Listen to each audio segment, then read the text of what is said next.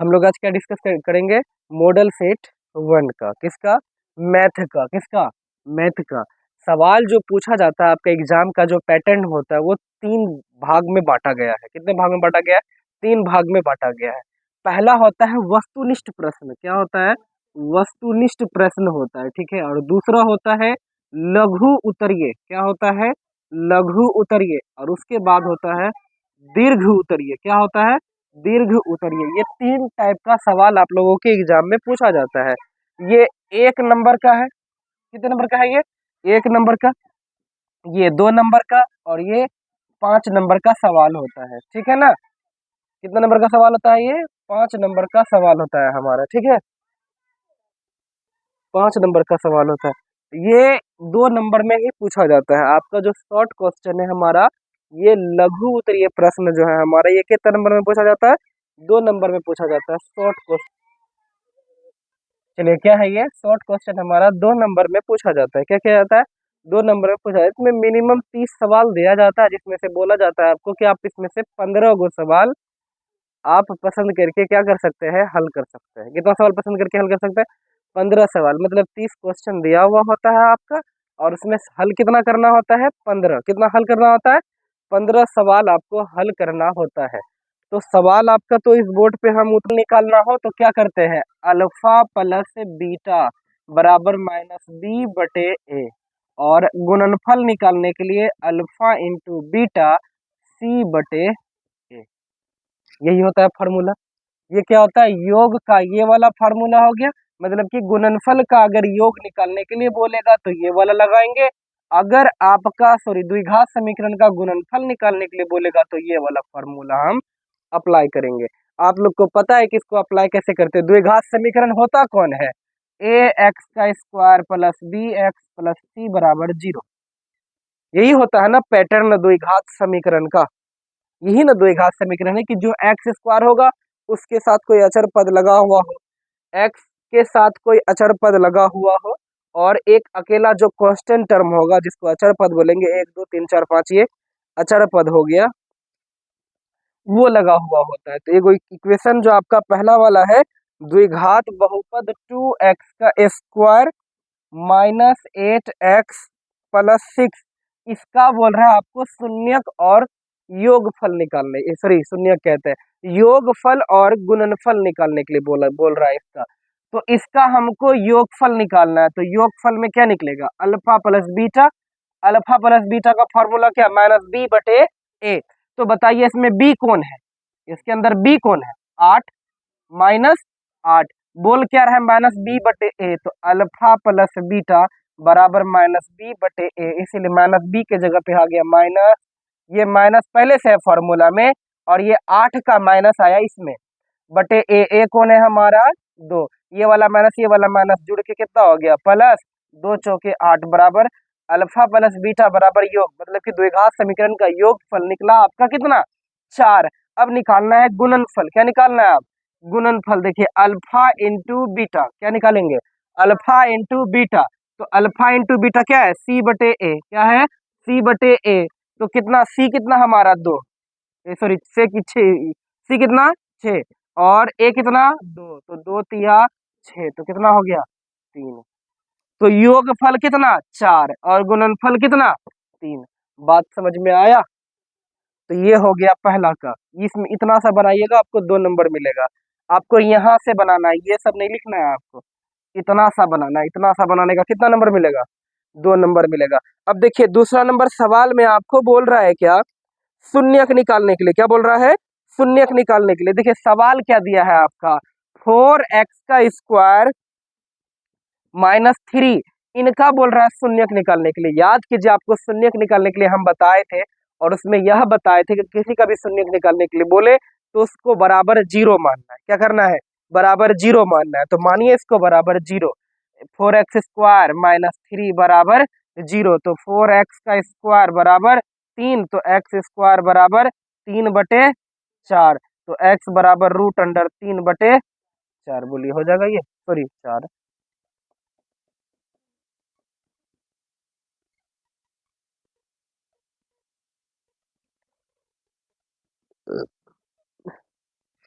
3 number में आप लोगों को बोला गया है क्या कि एक्स और वाई, सॉरी, ए और बी का वैल्यू निकालना है। आपको क्या करना है, ए और बी का वैल्यू निकालना है, और दो समीकरण दिया हुआ है। क्या क्या हुआ है, दो समीकरण दिया हुआ है, और एक्स और वाई का मान वो पहले से देख रखा है। तो ए और बी का मान निकालने में ज्यादा प्रॉब्लम तो नहीं होना चाहिए। होना चाहिए क्या, दो समीकरण दिया हुआ है वो, और वो समीकरण कौन है, रैखिक समीकरण है। वो कौन समीकरण है, वो रैखिक समीकरण है। थर्ड नंबर में जो दिया हुआ है, देखेंगे सवाल थर्ड नंबर का सवाल दिया हुआ है, 3x प्लस ए वाई बराबर 1। 3x प्लस ए वाई बराबर 1, ये एक समीकरण। और दूसरा समीकरण दिया हुआ है इसमें बी एक्स, क्या दिया हुआ है, बी एक्स माइनस 2y बराबर 3, है ना। और इसका क्या क्या है, हल दिया हुआ है, मतलब कि x बराबर दिया हुआ है इसका 1,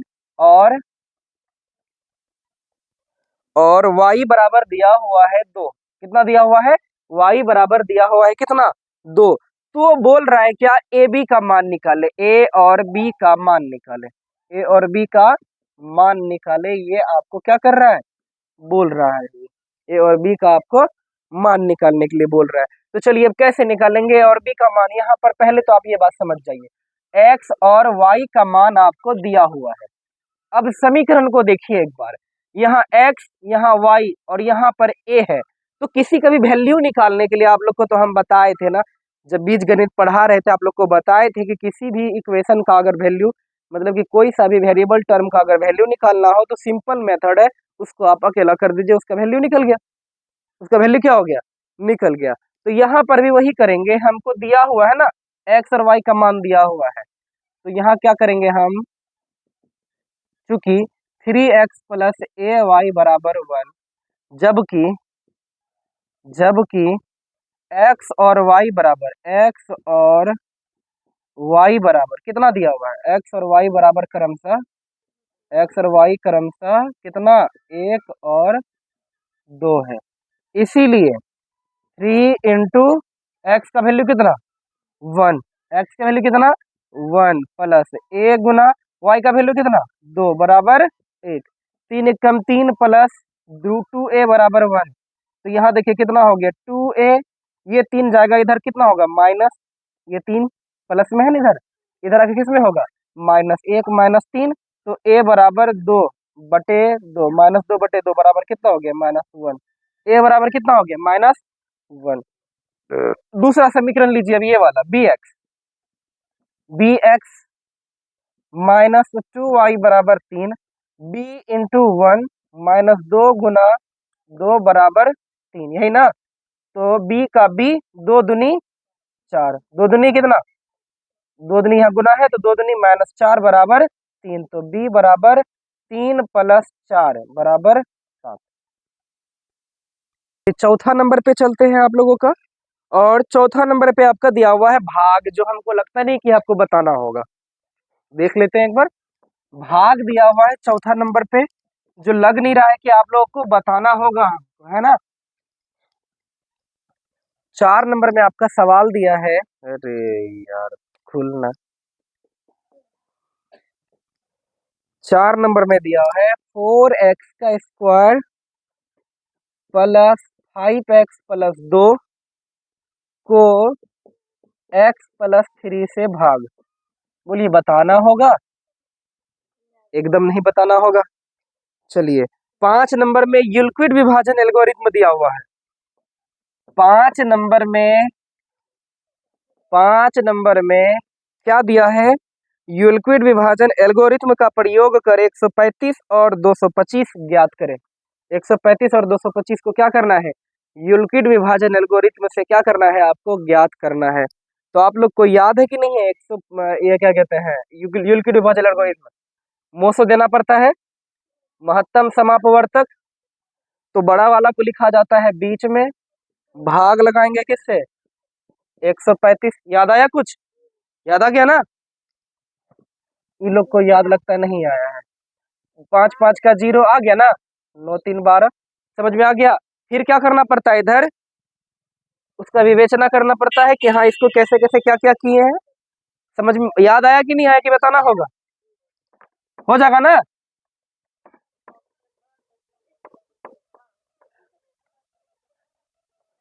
चलिए हम बना ही लेते हैं, काहे के लिए आप लोग का माथा पीटिएगा। लीजिए 135 सब इधर लाके भाग देंगे एक बार में, फिर यहाँ 90 ही खाएगा, तो यहाँ बच गया 5 9 4 13, फिर 90, 45 दूनी 90। कोई दिक्कत बोलिए? नहीं ना, यहाँ 45 बच रहा है, 9 4 13 135 45। अब इसको क्या करना है, 225 बराबर, याद आ रहा है? 135 गुना 1 प्लस 90, याद आया? फिर 135 बराबर 135 बराबर 90 गुना 1 प्लस 45, याद आया? बोलिए। फिर 90 बराबर 45 गुना 2 प्लस 0, याद आ गया ना? यही हो गया यूक्लिड विभाजन एल्गोरिथ्म। ये कितना, 5वां नंबर था। छठा नंबर में आप लोग को विवेचक निकालने के लिए बोल रहा है। छठा नंबर में क्या बोल रहा है? विवेचक निकाले, है ना? द्विघात समीकरण 3y² लिख देते हैं हम यहाँ पे। 3y का स्क्वायर माइनस 2y प्लस 1/3 बराबर 0, है ना? बराबर 0 का बोल रहा है। विवेचक ज्ञात ज्ञात कीजिए और प्रकृति बताइए। याद आया आप लोगों को कुछ? विवेचक ज्ञात कीजिए और प्रकृति बताइए। डी बराबर b² माइनस 4ac, याद आ रहा है? b² minus 4ac। तो इसमें से हमको निकालना है कि a कौन है, b कौन है। a कौन है और b कौन है। यहाँ देखिए y का स्क्वायर के साथ गुणांक कौन है, a बराबर 3। y के साथ गुणांक है ना, अकल्ला चर के साथ गुणांक क्या है, -2। तो b बराबर -2 और c बराबर 1/3। तो d बराबर क्या निकलता है, b² minus 4ac। d² minus 4ac, यही ना होता है जी? बोलिए। यही होता है हमारा b² माइनस 4ac। अब देखेंगे हम लोग निकालेंगे b², b कौन है, -2। तो -2 का स्क्वायर माइनस 4 गुना a कितना, 3 गुना 1/3। बोलिए कोई बात, कोई दिक्कत इसमें? यहाँ जो वैल्यू बैठाए हैं, -2 दूनी, ये 2 दूनी 4, तो माइनस खत्म हो गया, -3 3 खत्म, ये वाला 4 भी खत्म, बराबर 0। अब याद कीजिए, अगर विवेचक 0 के बराबर होगा, 0 के बराबर होगा, तो वह कैसा कैसा समीकरण होगा, वास्तविक। कैसा समीकरण होगा, वास्तविक। इसीलिए चूंकि यहाँ लिख देते हैं, चूंकि d बराबर 0 है, इसीलिए इनका विवेचक, सॉरी, यह समीकरण यह समीकरण वास्तविक, क्या लिखेंगे, वास्तविक है। क्या है, वास्तविक है। बात समझ में आ गया ना? ये विवेचक निकालना था हमको। अब देखिए 9वां नंबर में आपका सवाल दिया हुआ है क्या, योगफल निकालने के लिए। 9वां नंबर में क्या दिया है, योगफल निकालने के लिए दिया है।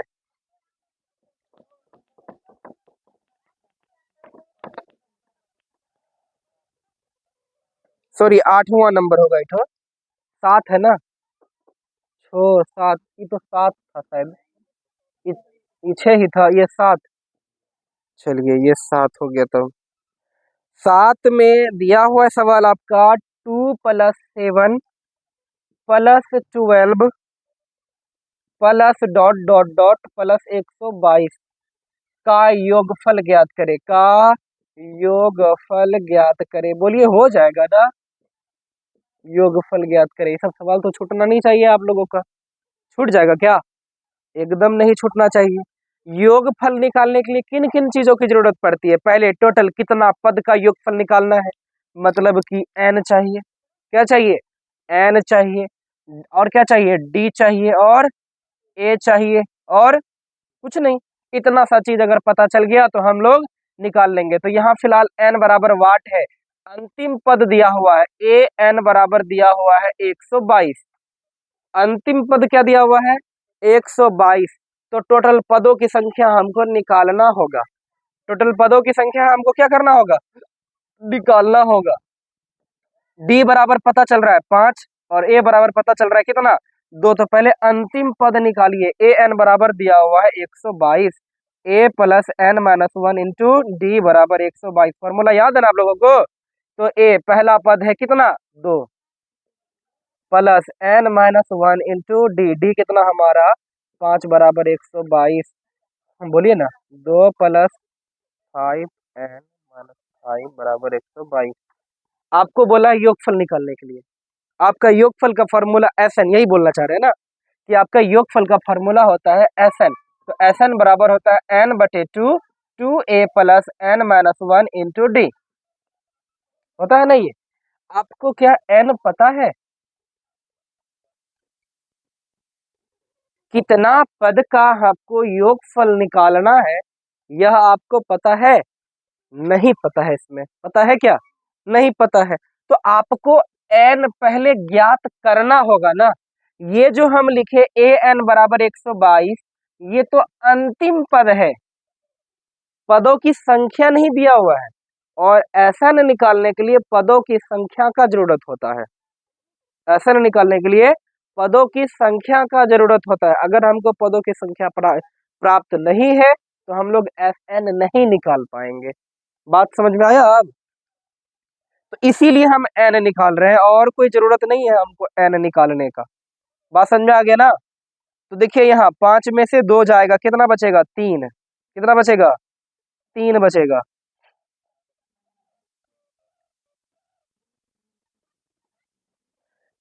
तो 5n बराबर हो गया इधर 125। तो n बराबर हो गया 125/25। 5 दूनी 10, 25 बराबर कितना निकल गया? अंतिम पद 25। n बराबर कितना निकला? 25। अब हम यहाँ निकालेंगे योगफल। क्या निकालें? कौन दो कहाँ भेजे? कहीं नहीं भेजे जी, दो। अरे जंप किए। देखिए 5 में से 2 गया, कितना बचा? -3। अब -3 को जब उठा के लेके आए 122 के पास, तो कितना हो जाएगा? प्लस में तो 125। 125 को 5 से भाग दिए तो 25। 25 गुना 5 125। अब यहाँ पर बैठाइए। देखिए ऐसा न निकालने के लिए बोला था, और n है हमारा 25/2। 2 गुना 2 प्लस n 25 माइनस 1 इंटू 5। 25/2 का 25/2 रहने दीजिए। 2 दूनी 4 प्लस यहाँ हो गया 24, और 24 गुना 5। 24 गुना कहाँ 22 होगा? 22 है। हाँ अच्छा, यहाँ 22 हो गया है। यहाँ कितना हो गया? 120। 25/2, और ये हो गया कितना? 124 गुना 124। ये खत्म हो जाएगा ना। 6 दूनी 12, 62। 25 गुना 62 कर लीजिए, जो होगा वो आपका आंसर। योग निकल जाएगा। ये 2 नंबर में पूछा गया है। कितने में पूछा गया है? 2 नंबर में। अगर आ जाए फिर से तो मत बनाइएगा, और कोनो हिसाब बना लीजिएगा। टाइम बचेगा ना। आपको एग्जाम में टाइम भी तो बचाना है, ताकि और दूसरा सवाल हल कर सके। अब इसी में 5 मिनट लगा दीजिएगा तो दूसरा सवाल कैसे हल होगा?